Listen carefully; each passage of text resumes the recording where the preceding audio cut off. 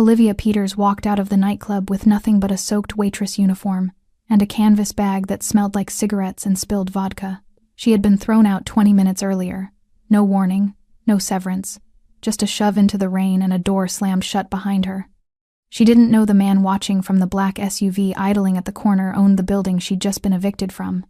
And when he rolled down his window and asked one simple question, what happened? The man who fired her would wake up the next morning to find his entire operation erased. If this story pulled you in, go ahead and subscribe so you never miss what's ahead. I've got another unforgettable story coming tomorrow, and while you're here, drop a comment and tell me where you're watching from. I love seeing people tuned in from all over the world. Okay, let's get back into it. The rain felt like punishment that night, heavy and cold, soaking through her black work shirt until it clung to her skin. Olivia walked without direction, one arm wrapped around herself, the other gripping the strap of her olive green canvas bag like it was the only thing keeping her tethered to the world. The slum road stretched ahead, streetlights flickering weakly through the downpour, casting yellow pools on cracked pavement. She was crying openly now, no longer caring who saw. Her dark hair hung in wet strands across her face. Her beige apron, the one they'd made her wear every shift, was still tied around her waist, damp and wrinkled. Black pants, cheap sneakers that squelched with every step. She looked exactly like what she was, a woman with nowhere left to go. 8 months. That's how long she'd worked at the Eclipse Lounge. 8 months of serving drinks to men who stared too long, who slid bills across the bar with suggestions attached, who thought a smile meant permission. 8 months of keeping her head down, doing her job, refusing everything else. It hadn't been enough. The job came with a room upstairs, barely bigger than a closet, but it was hers. A mattress on the floor, a lamp, a lock on the door. That lock mattered. It meant she was a waitress, not merchandise. It meant she could say no and still have a place to sleep. Until tonight, she'd said no one too many times. The man who ran the club, tall, sharp-suited, always smiling like he knew something you didn't had, started bringing in new girls 3 weeks ago. Dancers, he called them. But Olivia knew better. She'd seen the back rooms, heard the negotiations, watched money change hands for more than just drinks. He'd approached her last week. "You've got a good look," he'd said, leaning against the bar while she wiped down glasses. "Customers ask about you. You could make real money." She'd declined politely. He'd persisted. She'd declined again. Tonight, he'd stopped asking. "Pack your shit," he'd said, appearing in her doorway without knocking. "You're done." "What? Why?" "You don't want to work, you don't stay." "I do work. Not the way I need you to." She'd tried to argue, tried to explain she'd never agreed to anything beyond waitressing. But he'd already turned away, already called 2 of the security guards to escort her out. They'd given her 5 minutes to grab her things. Then they'd walked her down the back stairs, through the kitchen, and out into the alley where the rain had just started to fall, the door locked behind her. No severance, no apology, no second chance. Just rain. She walked because there was nothing else to do. No family to call. No friends close enough to show up at midnight. The little money she'd saved was in her bag, maybe enough for a week in a hostel if she was lucky. Maybe not.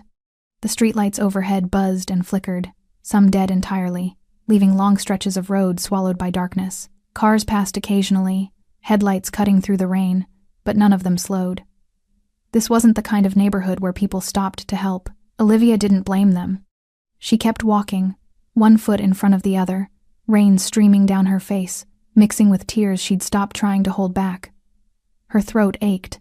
Her chest felt tight. She'd worked so hard to keep her dignity, to draw a line and hold it, and it had cost her everything. That's when she heard it. The low hum of an engine slowing behind her. She didn't turn around. Women like her learned not to. But the sound didn't fade. It grew closer, louder, deliberate. The black luxury SUV pulled alongside her, sleek and massive, water beating on its polished surface like liquid glass. It was the kind of vehicle that didn't belong in a place like this, too expensive, too clean, too powerful. The windows were tinted so dark she couldn't see inside. It matched her pace. Olivia's pulse quickened. She walked faster. The SUV stayed with her. She stopped. It stopped. For a long moment, nothing happened.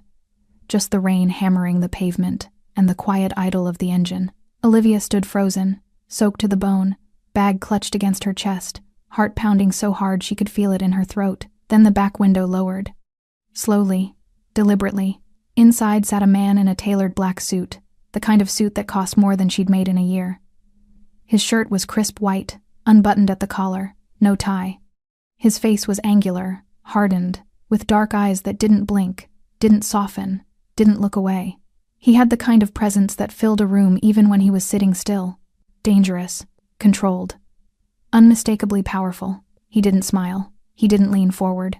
He just stared at her like he was deciding whether she was worth the trouble. Then he spoke. What happened? His voice was low, quiet, but it cut through the rain like a blade. Olivia's breath caught. She should have kept walking, should have ignored him, should have done what every survival instinct screamed at her to do, but she didn't. Maybe it was exhaustion. Maybe it was desperation. Maybe it was the way he asked, not demanding, not pitying, just asking, like he actually wanted to know. She turned to face him fully, rain pouring down her face, and for the first time that night, someone was looking at her like she mattered. Her voice cracked. She swallowed hard, tried again. I lost my job. The man's expression didn't change.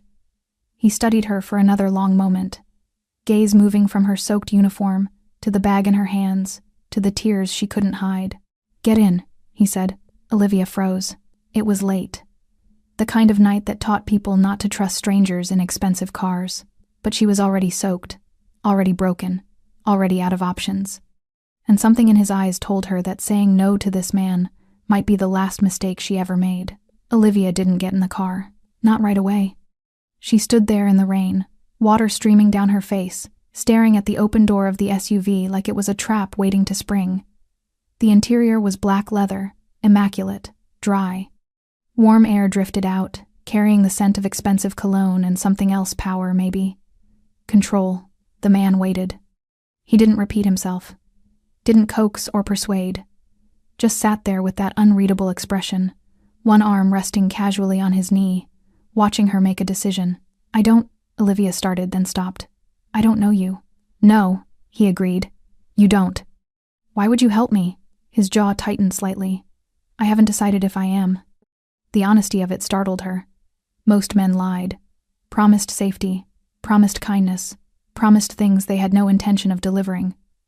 This man offered nothing except a dry seat and a question. Olivia looked down the empty road. Rain, darkness, nowhere to go. She got in. The door closed behind her with a solid final thunk. The sound of the rain immediately muffled, reduced to a distant drumming against the roof. The warmth hit her all at once, and she realized she was shivering. The man didn't look at her. He tapped twice on the partition, separating them from the driver. The SUV pulled smoothly back onto the road. Where are we going? Olivia asked, voice barely above a whisper. You tell me. She didn't have an answer. He turned to face her then, really face her, and she saw him clearly for the first time. Dark hair, slightly damp at the edges like he'd been out in the rain recently. Strong features, a scar cutting thin and white across his left eyebrow. Maybe 40, maybe older, it was hard to tell. Men like him didn't age the same way. They hardened. You worked at the Eclipse Lounge, he said. Not a question, a statement. Olivia's heart stopped. How did you? The apron. He nodded toward her waist. And I know the uniform. She looked down. The beige apron was still tied around her, the Eclipse logo stitched in faded black thread across the front. She'd forgotten she was still wearing it. I'm taking it off, she said quickly, fingers fumbling with the knot. Leave it. She froze. I want to see it when we get there, he added. Get where? But he'd already turned away, pulling out his phone, fingers moving across the screen with swift, practiced efficiency. He made a call, spoke in rapid Portuguese, too low for her to catch most of it. She heard one word clearly. Eclipse. Olivia's stomach dropped. You're taking me back there. It wasn't a question. It was dread. He ended the call, looked at her. You don't want to go back? No. She swallowed hard. They fired me, threw me out. I'm not welcome there. Who fired you? The manager. I don't know his real name. Everyone just calls him Senhor. Something flickered across the man's face. Not surprise. Something colder. Why did he fire you? Olivia hesitated. This was the part that made her sound naive, stupid, like she didn't understand how the world worked. Because I wouldn't. She trailed off, staring at her hands. He wanted me to do more than serve drinks. Silence. And you refused? The man said quietly. Yes. For how long? 3 weeks. Maybe more. He started asking after he brought in the new girls. The man leaned back against the seat, eyes narrowing slightly. What new girls? Dancers, Olivia said, then corrected herself. That's what he called them, but they weren't just dancing. What were they doing? She didn't want to say it, didn't want to be the one to spell it out. But his gaze was steady, patient, waiting. Entertaining clients, she said carefully. In the private rooms, upstairs, the same floor where you lived. Olivia nodded. The man's expression didn't change, but something in the air shifted, a tension that hadn't been there before. He pulled his phone out again, typed something, then put it away. You lived above the club, he said. They gave me a room when I started. It was part of the deal. I work the bar, I get a place to sleep. And when you wouldn't upgrade, he said, voice flat, they took the room. Yes. Tonight. Yes. He was quiet for a long moment, staring out the window at the rain-soaked streets sliding past.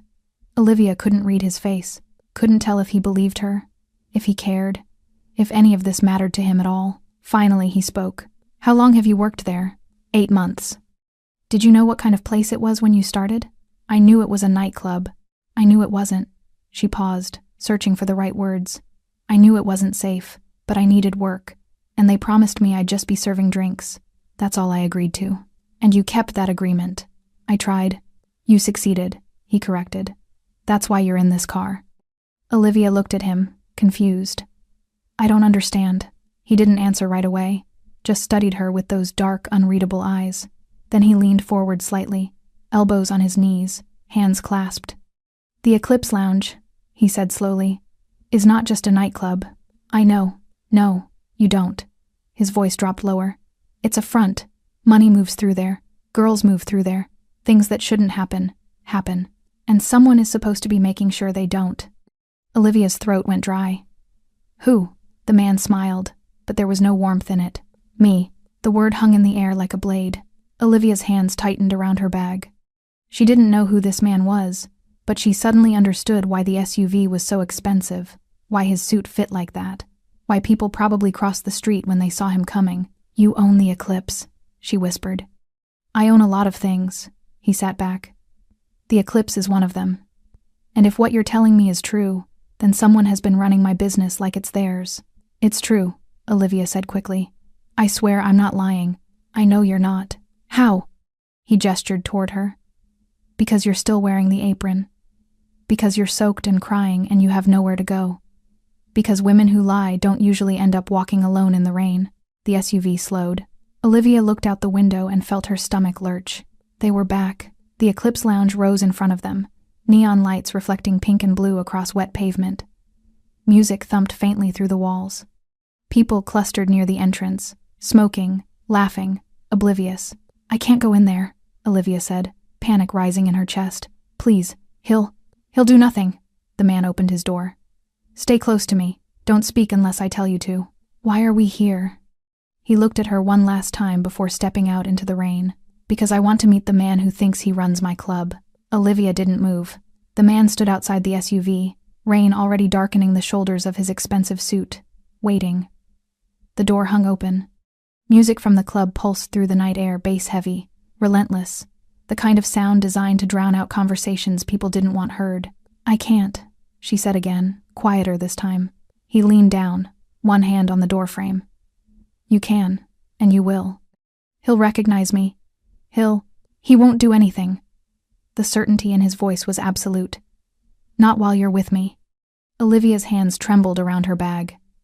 Every instinct screamed at her to stay in the car, to ask the driver to take her anywhere else, to disappear into the rain and never look back. But she'd already made her choice when she got in, already trusted this stranger with the hard eyes and the quiet threats. She stepped out into the rain. The man closed the door behind her and started walking toward the club entrance. Olivia hurried to keep up, her soaked sneakers splashing through puddles, apron still tied around her waist like evidence. She felt exposed, humiliated. Like every person smoking outside would recognize her as the girl who'd been thrown out an hour ago. But no one looked at her. They looked at him. The conversations near the entrance died mid-sentence. Cigarettes paused halfway to mouths. A woman in a tight red dress actually took a step back. The two security guards at the door, both large, both tattooed, both usually unmovable, straightened immediately. "Senhor Reis," one of them said, voice tight. The man Reis didn't acknowledge them, just walked past like they were furniture. Olivia followed, head down, heart hammering. The guards didn't stop her, didn't even look at her. Their eyes stayed locked on Reis until he disappeared through the entrance. Inside, the music was a living thing. It pressed against Olivia's chest, vibrated through her bones, made thinking difficult. The club was packed, bodies moving on the dance floor, strobe lights cutting through artificial fog, bartenders working double time behind the long marble counter where she'd spent 8 months of her life, the same counter where she'd been told she wasn't doing enough. Reis moved through the crowd like a shark through water. People parted without realizing they were doing it, some instinct telling them to get out of his way. Olivia stayed close, her wet uniform clinging uncomfortably to her skin, her bag clutched against her chest. She saw familiar faces, girls she'd worked with, customers she'd served. No one met her eyes. Either they didn't recognize her, or they were pretending not to. Then she saw him, Senhor. He stood near the VIP section, laughing at something a woman in a gold dress had just said. Tall, handsome in a practiced way, wearing a black suit that fit too well to be off the rack. His dark hair was slicked back, his smile easy and confident. A man who believed the world bent to his will because it always had. He hadn't noticed them yet. Reis stopped at the edge of the dance floor, hands in his pockets, surveying the club with the expression of someone inspecting property they'd forgotten they owned. His jaw was tight. His eyes moved methodically from the bar to the VIP section to the back hallway, where the private rooms waited. "Which one?" he asked without looking at Olivia. She didn't need to ask what he meant. Her throat felt like sandpaper. "The one in the black suit, by the couches." Reis nodded slowly. "Stay behind me." He started walking again. Olivia's pulse spiked. This was happening. This was actually happening. She wanted to grab his arm, to tell him she'd changed her mind, that they could just leave, that confronting Senhor wouldn't fix anything. But her feet kept moving, following him through the crowd, toward the man who'd thrown her into the rain like garbage. Senhor saw them when they were 10 feet away. His smile didn't falter. If anything, it widened. He excused himself from the woman in gold and stepped forward, arms slightly spread in a welcoming gesture. "Can I help you?" he asked, voice smooth and practiced. He still didn't recognize Olivia. His eyes were locked on Reis, trying to place him. Reis stopped directly in front of him. "You run this club?" "I manage it, yes." Senhor's smile turned professional. "Are you looking for a table?" "VIP section is full tonight, but I'm not looking for a table." Something in Reis's tone made Senhor pause. His smile held, but his eyes sharpened. "Then what can I do for you? You can tell me who gave you permission to fire my staff." The smile cracked. Senhor's gaze flicked briefly to Olivia, then back to Reis. Recognition dawned slowly, followed immediately by confusion. "I'm sorry. Who are you?" "Camilo Reis." The name hit like a physical blow. Senhor's face went white. The confidence drained out of him so fast Olivia almost felt sorry for him. Almost. His mouth opened, closed, opened again. "Senhor Reis, I didn't know you were... You didn't know I was coming," Camilo finished. "That's the problem. Of course. I just meant..." Senhor straightened, trying to recover, trying to pull the professional mask back into place. His eyes darted around the club, looking for help that wasn't coming. "Is there something wrong? Has there been a complaint?" "Yes, I assure you. Whatever it is, I can." "Her." Camilo gestured toward Olivia without looking away from Senhor. "Why isn't she working?" Senhor finally looked at her properly. Really looked. His expression shifted through several emotions at once. Surprise, irritation, anger, then something close to panic, when he realized she was standing next to the owner of the building. He cleared his throat. She wasn't a good fit for the team. Why not? She didn't want to take on additional responsibilities. What responsibilities? Senhor hesitated. The music pounded around them. People were starting to notice the conversation, the tension. The woman in gold had disappeared. 2 of the bartenders had stopped working to watch. "The club offers more than just drinks," Senhor said carefully. "We provide Entertainment. Premium services for premium clients. She wasn't interested in participating. She's a waitress, Camilo said flatly. She was. Her contract specified waitressing. Senhor blinked. Yes, but, so you fired her for refusing to break her contract. It's not that simple. It is exactly that simple. Camilo's voice didn't rise, but it cut through the music like a knife. You pressured an employee to provide sexual services. She refused. You evicted her and threw her into the street with no severance and no warning. Is that accurate? Senhor's jaw worked. With respect, Senhor Race, you don't understand how this business. I understand perfectly. Camilo took one step closer. What I don't understand is who told you this was acceptable. No one told me. I run the club the way it needs to be run, the way it makes money. My money. Yes, your money, which I've been increasing every month by exploiting women who came here to work, not to be sold. The accusation hung in the air. Senhor's face flushed. That's not these girls know what they're signing up for. They want the work. They make good money. She's the only one who ever complained. Because she's the only one who said no. She's the only one naive enough to think a place like this runs on serving drinks. The words came out sharp, defensive. And the moment they did, Senhor seemed to realize his mistake. His eyes widened slightly. He took half a step back. Camilo's expression didn't change. Turn the music off. What? Turn the music off. Senhor looked around desperately, then signaled to someone Olivia couldn't see. 10 seconds later, the music cut out. The silence was deafening. Every head in the club turned toward them. Camilo raised his voice just enough to carry. Everyone out. Now. No one moved. The crowd stared at Camilo like he'd spoken a language they didn't understand. Music still echoed faintly from the speakers, a ghost of the beat that had been shaking the walls moments before. Someone laughed nervously near the bar. A glass clinked. Camilo didn't repeat himself. He pulled his phone from his pocket, pressed a single button, and held it to his ear. His eyes never left Senhor's face. Clear the building, he said in Portuguese. Everyone. 2 minutes. He ended the call. That's when people started recognizing what was happening. The security guards appeared first, not the 2 from the entrance, but others. 6 of them, maybe more, materializing from the shadows like they'd been waiting for the order. They moved through the crowd efficiently, professionally, ushering people toward the exits with firm voices and firmer hands. Let's go. Time to leave. Club's closed. Everyone out. Now. Move. The crowd resisted at first, confused complaints, half-finished drinks, abandoned on tables, a few angry shouts. But the guards didn't negotiate. Within 60 seconds, the dance floor was emptying. Within 90, the bar was clear. The woman in gold grabbed her purse and hurried toward the door without looking back. Olivia stood frozen near Camilo, watching the club drain like water from a bathtub. Girls she'd worked with filed past, some still in their uniforms, others in the skimpy outfits Senhor preferred for the premium entertainment. A few glanced at her. Most didn't. Senhor's panic was visible now. His hands twitched at his sides. Sweat beaded along his hairline despite the air conditioning. Senhor Rice, please, if I've offended you in some way. Quiet. Senhor's mouth snapped shut. The last of the customers filtered out.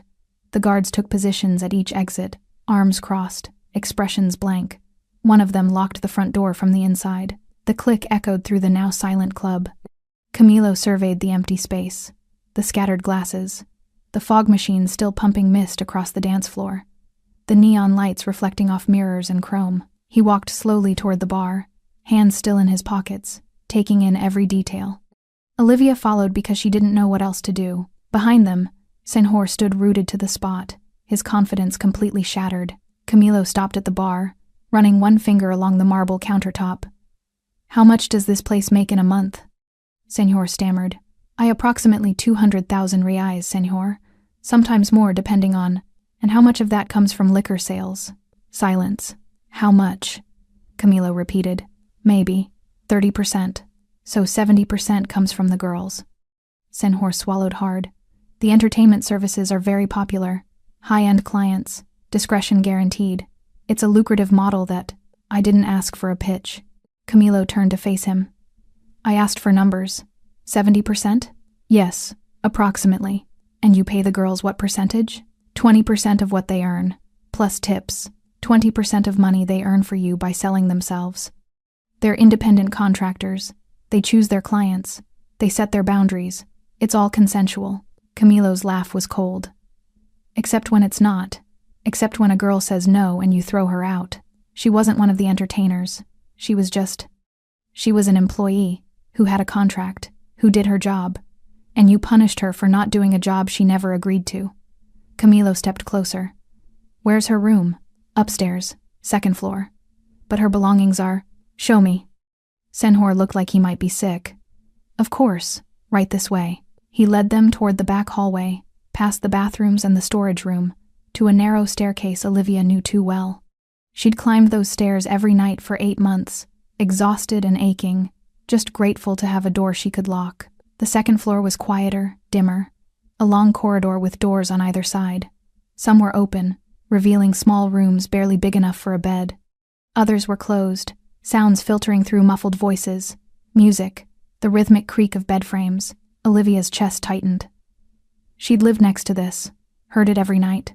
Senhor stopped in front of a door near the end. This was hers. Open it, Camilo said. Senhor pulled out a keyring, selected one, unlocked the door. It swung inward. The room was empty. Not just empty of Olivia's belongings, completely stripped. The mattress was gone. The lamp. Even the curtain rod above the window. Just bare walls and a concrete floor. Where's her stuff? Camilo's voice was dangerously quiet. I had it removed. Standard procedure when someone is terminated. Where is it now? In storage, downstairs. I can retrieve it if… You threw her out with nothing. She took a bag. I saw her. 1 bag. After 8 months of work. 1 bag. Camilo turned to Olivia. Is that true? She nodded, unable to speak. Camilo stared at the empty room for a long moment. Then he walked back into the hallway, pulled out his phone again, and made another call. I need a full audit, he said. Eclipse Lounge. Tonight. Every contract, every payment, every girl currently working. I want names, ages, how long they've been here, and what they were promised when they started. He paused, listening. No, I'll wait. Bring the team now. He ended the call and looked at Senhor. You're going to sit downstairs and answer every question they ask. And if I find out you've been trafficking minors or coercing women into this, they won't find your body. Senhor's face went gray. I swear, everyone here is legal. Everyone consents. I run a clean operation.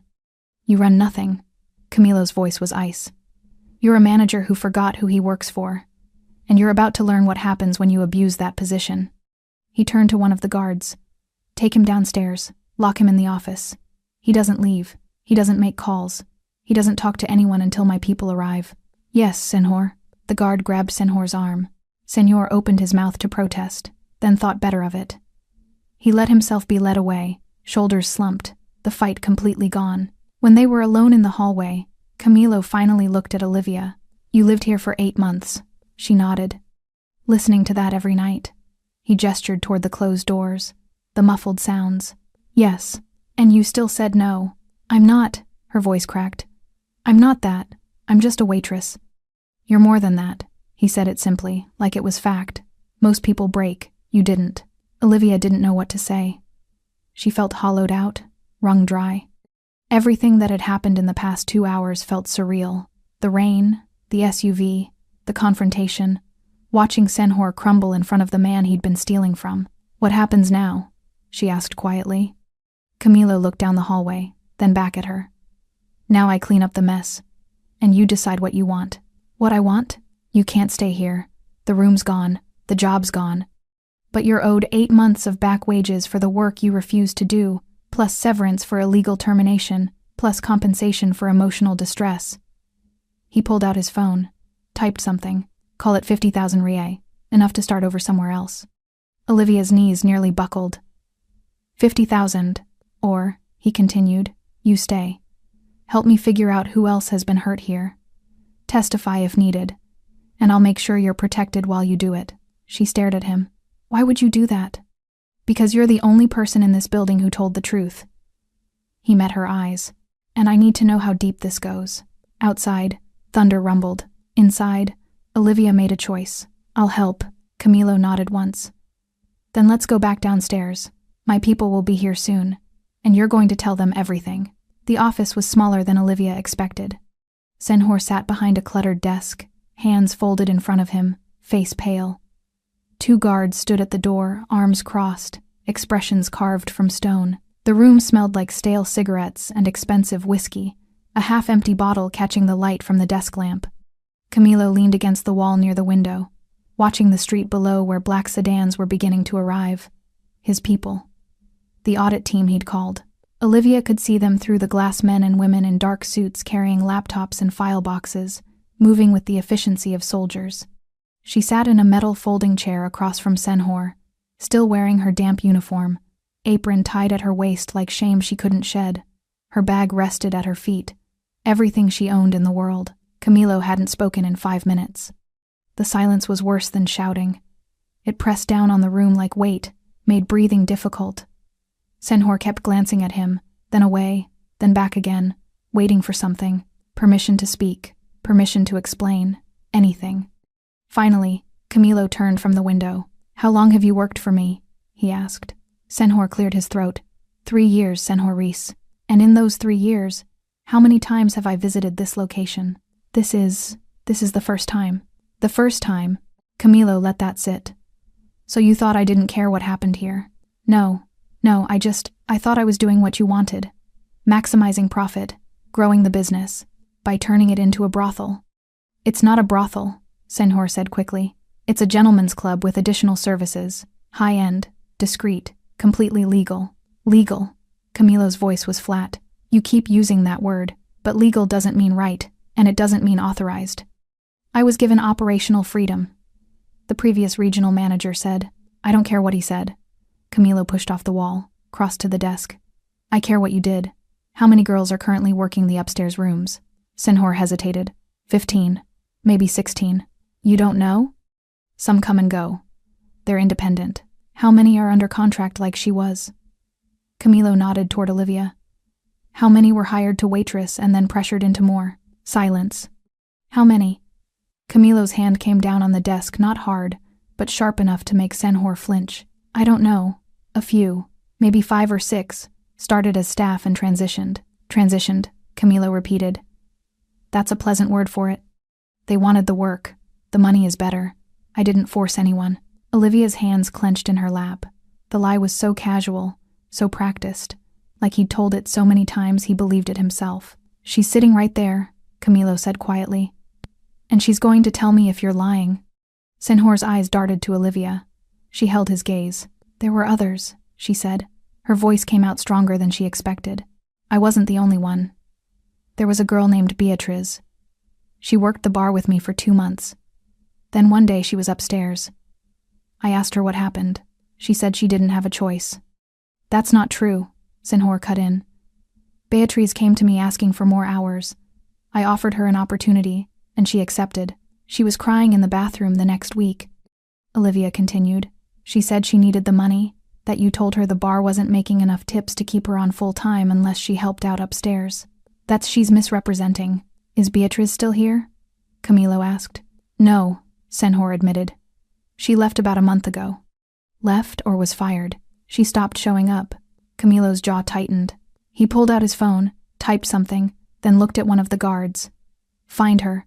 Full name, last known address, phone number. I want to talk to her tonight. The guard nodded and stepped into the hallway. Camilo turned back to Senhor. Who else? I don't understand what you're... Who else did you coerce? Who else came here for legitimate work and ended up in those rooms because you threatened their jobs? No one. I swear. The others all knew what they were signing up for. Then you won't mind if I ask them? Camilo moved toward the door. Because my team is about to interview every girl in this building, and if even one of them tells a story like hers, he gestured to Olivia, then we're going to have a much longer conversation, somewhere less comfortable. Senhor's composure finally cracked completely. Please, Senhor Reis, I was just trying to run a profitable business. The overhead on this place is enormous. The liquor license alone costs. I don't care about the overhead. I care that you used my money, my property, and my name to exploit women who trusted you to honor their contracts. It wasn't exploitation. She was homeless tonight. Camilo's voice cut like a razor. Walking in the rain with nowhere to go because you threw her out for refusing to prostitute herself. That's not business. That's cruelty. The word hung in the air. Olivia felt something shift in her chest. Someone was saying it. Someone was calling it what it was. After 8 months of being told she was naive, that she didn't understand how the world worked, that her boundaries were unreasonable, someone was saying she'd been right. A knock at the door interrupted the moment. One of the guards opened it. A woman in a gray suit stepped inside, carrying a tablet and a leather folder. She was maybe 50, with short silver hair and sharp eyes that took in the room in seconds. "Senhor Race," she said, nodding. "Gabriella." Camilo straightened. "Status? We've secured all the files. Financial records, employment contracts, security footage for the past 6 months. The girls are being interviewed in separate rooms. We've also contacted legal counsel and local authorities to ensure everything is documented properly." "Good. How many girls total?" 23 currently on the premises. 19 are over 18. 4 are, she glanced at Senhor, showing discrepancies in their documentation. Camilo's expression darkened. "What kind of discrepancies?" "IDs that don't match their stated ages. One girl claiming to be 22 with a birth certificate that suggests she's 17. The temperature in the room dropped 10 degrees. Camilo turned slowly to face Senhor. "You hired minors." No, I checked every ID. If someone lied about their age, that's not my fault." "You didn't verify?" "It wasn't a question. I did. I have copies of everything. If someone brought a fake ID, I had no way of knowing." "You didn't verify?" Camilo repeated. "Because you didn't want to know." Senhor opened his mouth, closed it, opened it again. No words came out. Gabriella cleared her throat. "Should I contact the authorities about the minors?" "Immediately. And get them somewhere safe. Medical exams, counseling, whatever they need. I want a full paper trail showing we cooperated completely the moment we discovered the problem." "Understood." She left, heels clicking down the hallway. Camilo looked at Olivia. "Did you know about the young ones?" "I suspected," she said quietly. "There was a girl who looked too young. I asked her once how old she was. She said 19. But she looked like she was lying." "Did you report it?" "To who?" "He ran the club." She gestured toward Senhor. "And I was barely holding on to my own job." Camilo nodded slowly. "You did what you could. I should have done more. You survived. That's enough." He moved to the door, paused. "I need you to write everything down. Every girl you remember who seemed coerced. Every conversation, every threat, every detail." "Okay." "Gabriella will help you. Take your time. Be thorough." He looked back at Senhor one last time.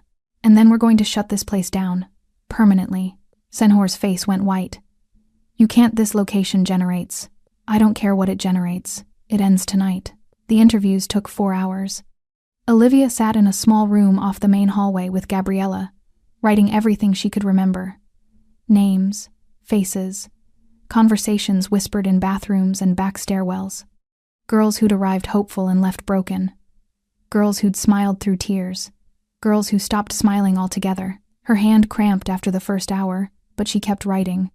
Gabriella asked questions, occasionally clarifying details, asking for timelines, making notes on her tablet with swift, efficient taps. She didn't interrupt unnecessarily, didn't rush, just listened with the focus of someone who'd done this before. Outside the room, Olivia could hear movement, doors opening and closing, muted conversations, the quiet shuffle of people being escorted through the building.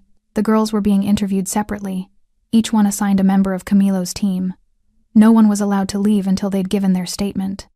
Around midnight, Gabriella's phone buzzed. She glanced at the screen, then stood. "I need to check on something. Keep writing. I'll be back." Olivia nodded, flexing her fingers before picking up the pen again. She wrote about Beatriz, who'd cried in the bathroom and disappeared a month later. About Carla, who'd been hired as a cocktail waitress and now worked the VIP rooms with dead eyes and a practiced smile. About the girl whose name Olivia never learned, who'd looked 16 and insisted she was 19. She wrote about the night Senhor had cornered her in the storage room, his voice friendly but his meaning clear. "You could make triple what you're making now. Customers ask about you. You're wasting potential." She wrote about the way he'd changed after she refused. How the shifts got longer. How her tips mysteriously decreased. How other staff members started avoiding her like rejection was contagious. She wrote about the girls who'd tried to warn her. "Just do what he says. It's easier that way. Fighting only makes it worse. She wrote until her hand shook and her eyes blurred, and Gabriella returned with coffee and a sandwich Olivia didn't remember asking for. Eat, Gabriella said gently. You've been at this for hours. Olivia took the coffee, but couldn't stomach the food. How many girls have you talked to? 17 so far. 6 more to go. And? Gabriella's expression tightened. And you weren't the only one. Not by a long shot. The confirmation should have made Olivia feel vindicated. Instead, it just made her tired, sad, angry at herself for not doing more when she'd had the chance. The young ones? She asked quietly. All 4 are being taken to a safe house tonight. Medical exams tomorrow. We've contacted their families where possible. Gabriella paused. 2 of them are from out of state. They were recruited online with promises of modeling work. Olivia's stomach turned. Modeling.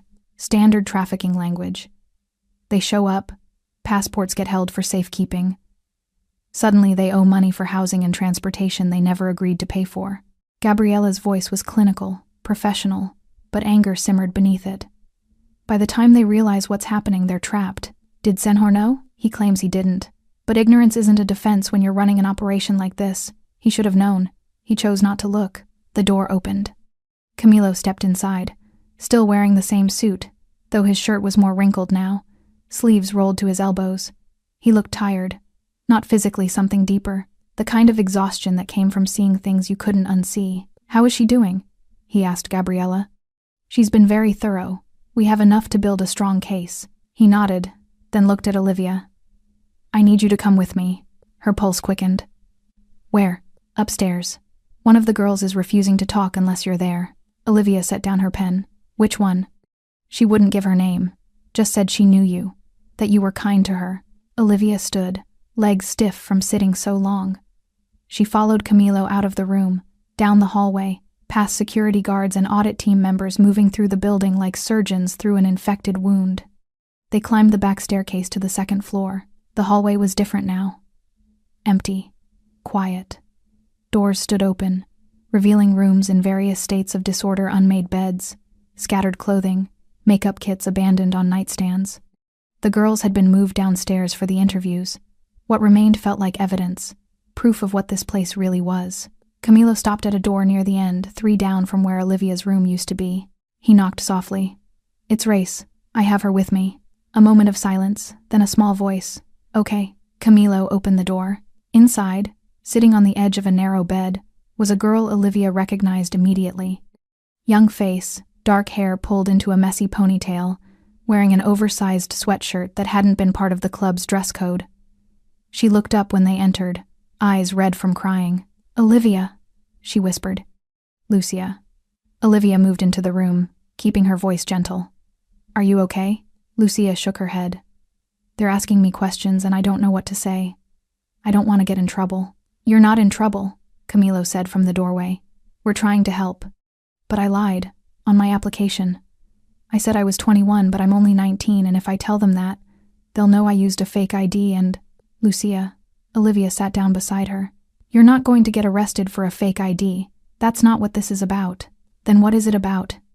Olivia glanced at Camilo. He nodded slightly, permission to tell the truth. It's about making sure what happened to me doesn't happen to anyone else. Olivia said, Senhor is being investigated for exploitation, for pressuring girls into work they didn't agree to, for creating an unsafe environment, and we need to know who else was hurt. Lucia's hands twisted in her lap. I wasn't hurt. I chose this. Did you? Olivia asked gently. Or did you choose waitressing and end up here because you had no other option? Silence. Then, quietly, he said I wasn't making enough in tips, that I was costing the club money, that if I wanted to stay, I needed to contribute differently. When was this? 2 months ago, right after you started refusing the VIP room requests. Lucia looked up, tears spilling over. I saw what happened to you.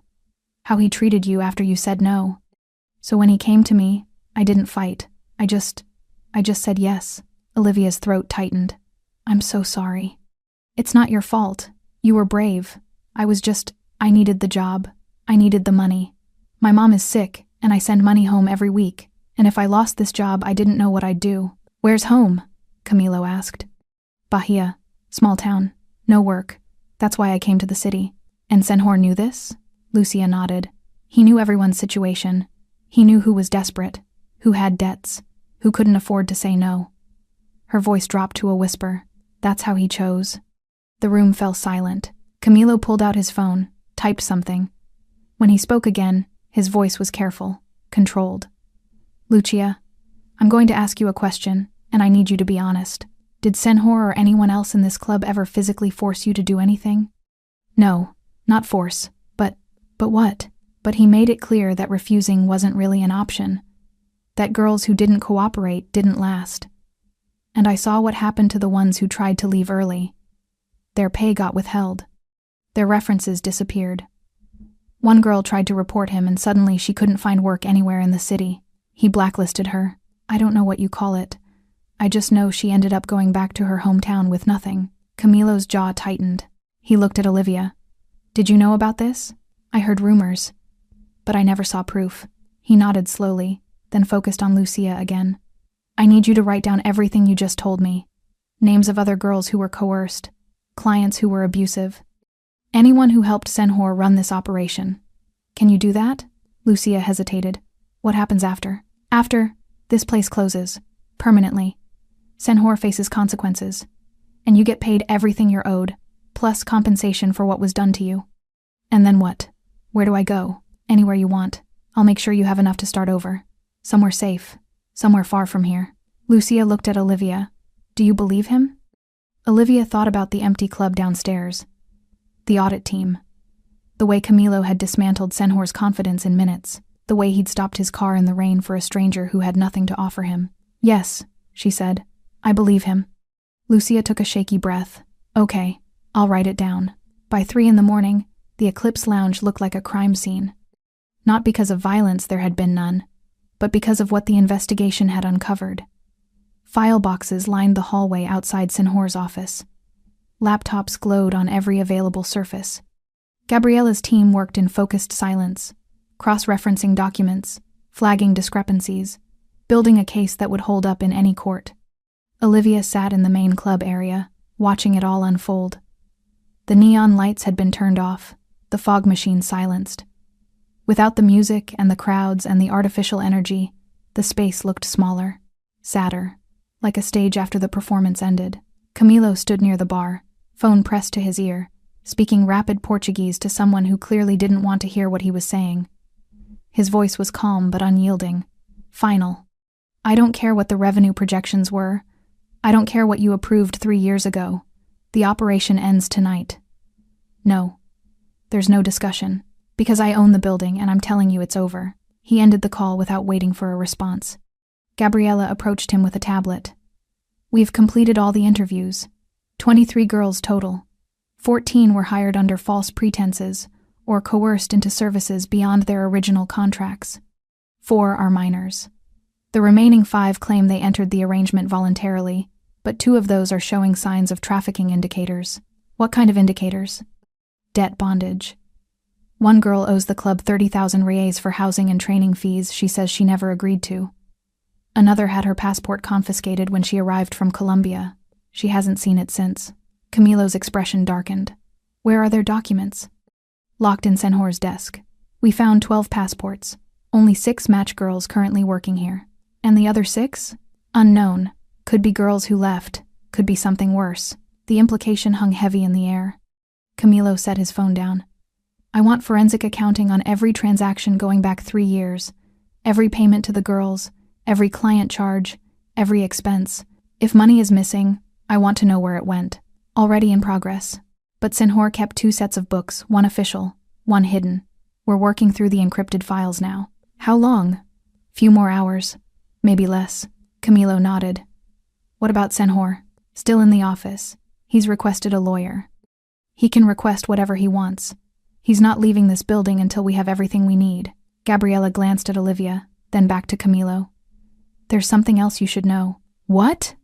3 of the girls mentioned a regional manager who visits once a month, collects cash payments, never gives his name. They described him as older, well-dressed, scar on his left hand. Camilo went very still. Augusto. You know him? He was supposed to be overseeing operations in this district. making sure locations stayed clean, stayed legal, stayed profitable. His voice was ice.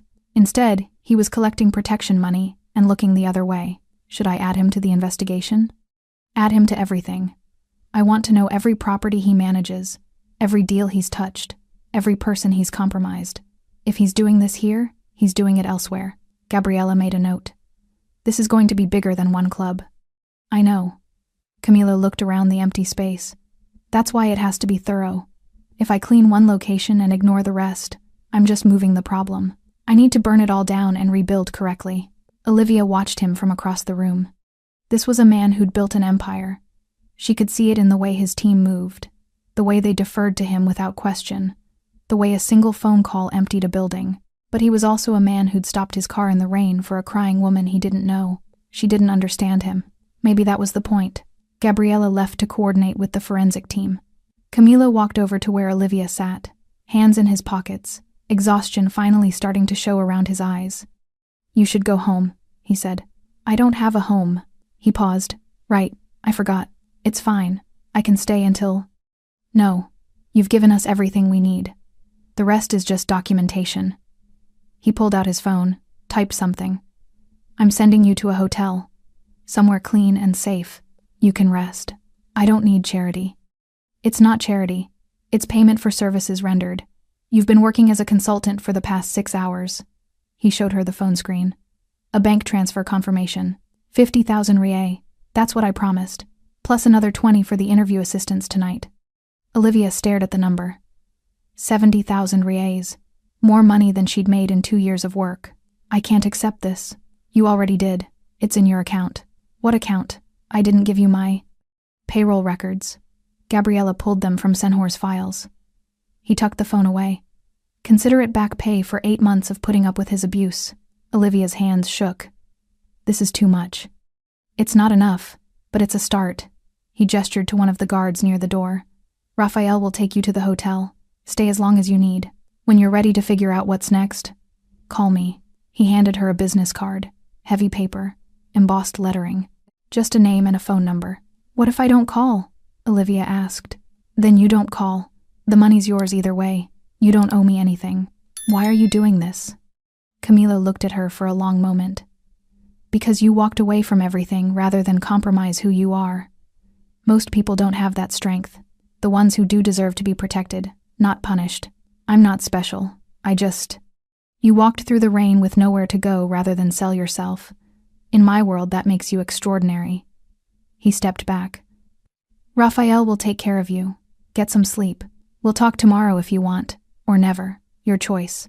He turned to walk away. Camilo. He stopped. What's going to happen to the other girls? The ones who don't have anywhere to go?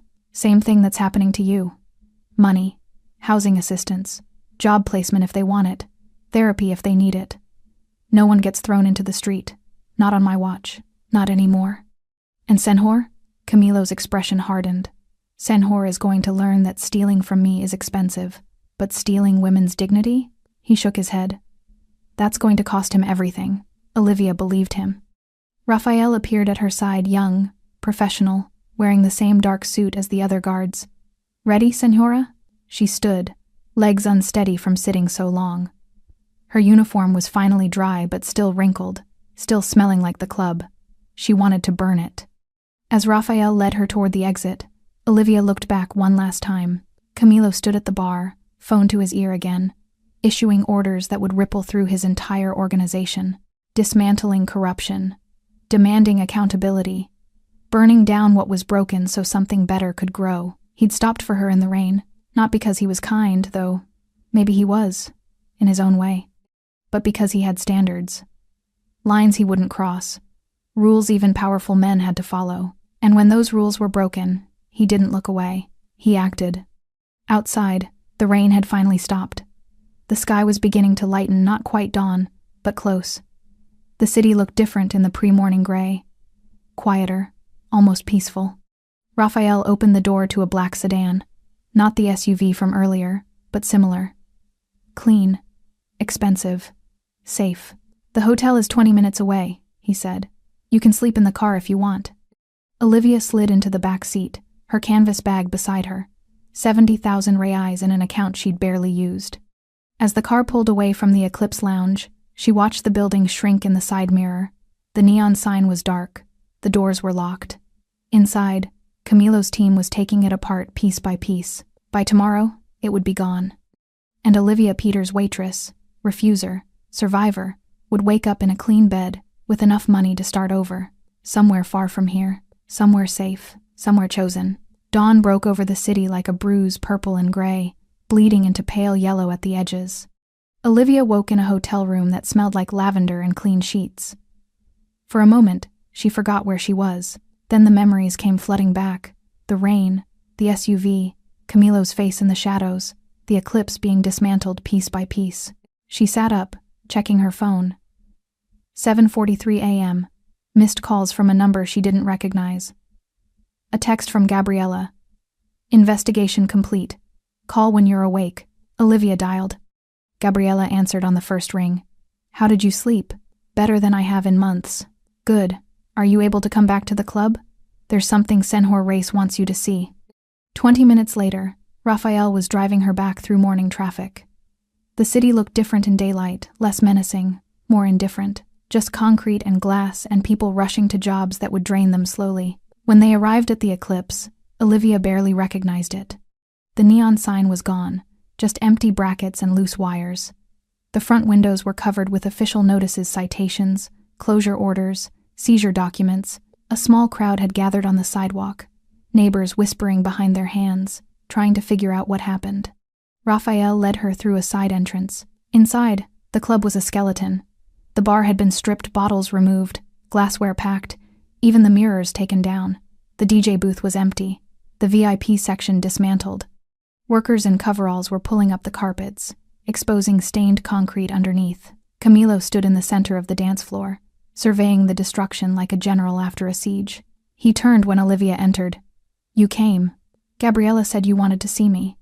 I wanted you to see this. He gestured around the gutted space. So you know it's real. It's not coming back. Olivia walked slowly through the room, past the empty bar where she'd spent 8 months, past the hallway that led to the stairs she'd climbed every night. Everything that had felt permanent 12 hours ago was being erased. Where are the girls? She asked. Safe houses. Hotels. 3 went home to their families. 2 are meeting with social services this afternoon. The minors are with child protection services. He paused. Lucia asked about you.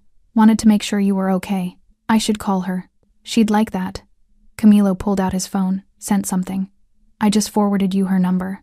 Gabriella emerged from the back office, carrying a box of files. She set them down carefully. Final count. 147,000 reais in unreported cash. Another 200,000 in withheld wages and fabricated debt payments. And Senhor? Olivia asked. Being transferred to federal custody within the hour. Gabriella replied. Money laundering, human trafficking, coercion, fraud. He'll be lucky to see daylight in the next decade. What about the regional manager, Augusto? Camilo's expression hardened. He's next.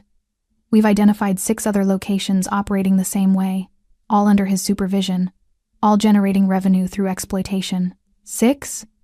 Olivia's voice came out smaller than she intended. 6 that we know of so far. The audit is ongoing. He looked at her directly. This is bigger than one club, Olivia. It's systemic, and it ends now. A worker approached, clipboard in hand. Senhor Reis, demo team is ready. Do we have authorization to proceed? Proceed with what? Olivia asked. Camilo's jaw tightened. Complete structural renovation. We're gutting the second floor entirely. Every room, every wall, every surface that was used to hurt people. You're tearing it down. I'm erasing it. His voice was steel. When this building reopens, if it reopens, it will be something completely different. Something clean. The Eclipse Lounge dies today. The worker waited for confirmation. Camilo nodded. Start with the upstairs rooms. I want them gone first. The worker left. Moments later, the sound of sledgehammers began echoing through the building. Walls crumbling, debris falling, the physical destruction of what had been a prison for so many. Olivia felt something loosen in her chest. Thank you. Don't thank me. You're the one who had the courage to say no. I'm just doing what I should have done years ago, paying attention. You didn't know what was happening here. I should have. That's on me. He pulled out an envelope, handed it to her. This is for you. Inside were documents, legal papers, a property deed. Olivia's hands shook. What is this? The building where you were staying before the eclipse. I bought it this morning. You have an apartment there now. Paid for 1 year. After that, it's yours if you want it. I can't. This is too much. It's not a gift. It's restitution. His voice softened slightly.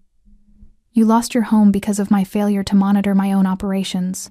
This makes it right. Tears burned behind Olivia's eyes. Why are you doing all this? Camila was quiet for a moment. My sister was trafficked when she was 19. Promised a restaurant job in Sao Paulo. Ended up in a situation not unlike yours.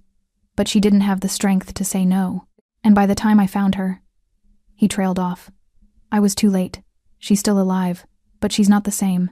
She'll never be the same. I'm sorry. I swore after that I'd never let it happen again. Not in any business I controlled. Not on my watch. He looked around the demolished club. I failed. But I won't fail twice. The sledgehammers continued their work upstairs. The sound was oddly satisfying, cathartic. What happens to you now? Camilo asked. Olivia thought about the apartment. The money in her account. The future that had opened up in front of her like a door she'd thought was locked forever. I don't know, but I get to choose. That's enough. Camilo almost smiled. Yes, it is. The apartment was small but clean, 1 bedroom, a kitchen with actual counter space, windows that let in real sunlight. Olivia stood in the empty living room, her canvas bag on the floor beside her, trying to process that this space was hers. No shared walls with exploitation. No music bleeding through at 3 a.m. No men in the hallway making offers that weren't really offers. Just silence, and safety, and choice. Her phone buzzed. Lucia. Hello? Olivia? The girl's voice was tentative. Gabriella gave me your number. I hope that's okay. Of course. How are you? Scared, but better, I think. They put me in a program. Job training, counseling. They said they'd help me find legitimate work. That's good. That's really good. A pause. I wanted to thank you. For what? For being there last night. For telling the truth even when it was hard. I wouldn't have talked if you hadn't been there. Olivia's throat tightened. You would have. You're stronger than you think. I don't feel strong. Neither did I. But we survived. That counts for something. Lucia exhaled shakily. Senhor got arrested this morning, did you hear? I heard. Good. I hope he rots. The venom in her voice was new, healthy. I hope they all rot. They will. Camilo is making sure of it. He's kind of terrifying. Olivia smiled despite herself. Yeah, but in a good way. They talked for a few more minutes. Tentative plans to meet for coffee, promises to check in, the fragile beginning of something that might become friendship. When Lucia hung up, Olivia felt less alone. She spent the rest of the day making the apartment livable. A trip to a secondhand store yielded a mattress, sheets, basic dishes. A grocery run stocked the refrigerator with real food, not the leftovers and scraps she'd survived on at the club. By evening, the space felt almost like home. Her phone rang again. Unknown number. Hello? Olivia Peters? A woman's voice. Professional. Warm. Yes? My name is Dr. Carvalho. I'm a therapist specializing in trauma recovery. Senhor Reyes asked me to reach out. He's arranged for counseling services if you're interested. No pressure. No obligation. Just an option. Olivia sat down slowly on her new second-hand couch. He did that? He did. He's covering all costs. You just have to decide if you want to participate. Yes, I think I do. Wonderful. I have an opening tomorrow at 2. Does that work? Yes, thank you. After she hung up, Olivia sat in the gathering darkness, watching the city lights flicker on outside her window. She thought about how different her life looked now compared to 24 hours ago. How close she'd come to disappearing entirely. How one question, what happened, had changed everything. The first counseling session was harder than Olivia expected. Dr. Carvalho asked questions that peeled back layers she'd been trying to ignore. About boundaries, about survival, about the difference between choice and coercion. You did nothing wrong, Dr. Carvalho said gently. You understand that, right?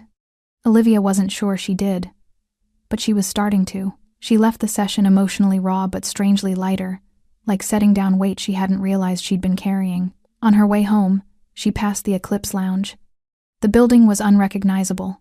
Construction crews swarmed the exterior. The pink and blue neon was gone completely, replaced by clean white scaffolding. A sign announced future development. Community Resource Center, opening fall 2026. Olivia stopped walking. A resource center, not another club, not another business, something that would actually help people. She pulled out her phone, found Camilo's number, and called before she could talk herself out of it. He answered immediately. Olivia, I saw the sign. At the Eclipse. And? A resource center?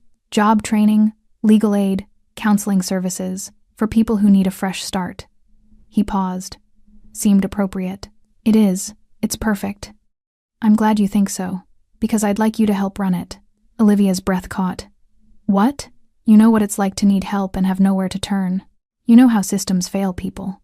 You'd be valuable in making sure this place actually works. I'm not qualified. You're more qualified than you realize. Think about it. No pressure. She stood on the sidewalk, staring at the building that had almost destroyed her, now being transformed into something that might save others. Okay, she said quietly. I'll think about it. When she hung up, the sun was setting, painting the sky in shades of orange and gold. Olivia Peters walked home to an apartment that was hers, with money in an account she controlled, with options she could choose freely. She walked upright, head high, no tears. The rain had stopped, and she had survived. Not just survived, she'd refused to break, refused to compromise, refused to accept that cruelty was just the cost of living. One woman walking alone in the rain, one man who stopped to ask a question, one system that collapsed because someone finally demanded accountability. Some people fall in the rain and disappear. Others change the world because someone stopped to ask why. Olivia Peters had done both, and she was just beginning. Thanks for sticking with this story until the very end. You're the reason these stories feel alive. If you're ready for another powerful journey, just tap the next video on your screen. And before you go, leave a quick comment and rate this story from 1 to 10. I'm excited to read your thoughts and connect with you in the comments.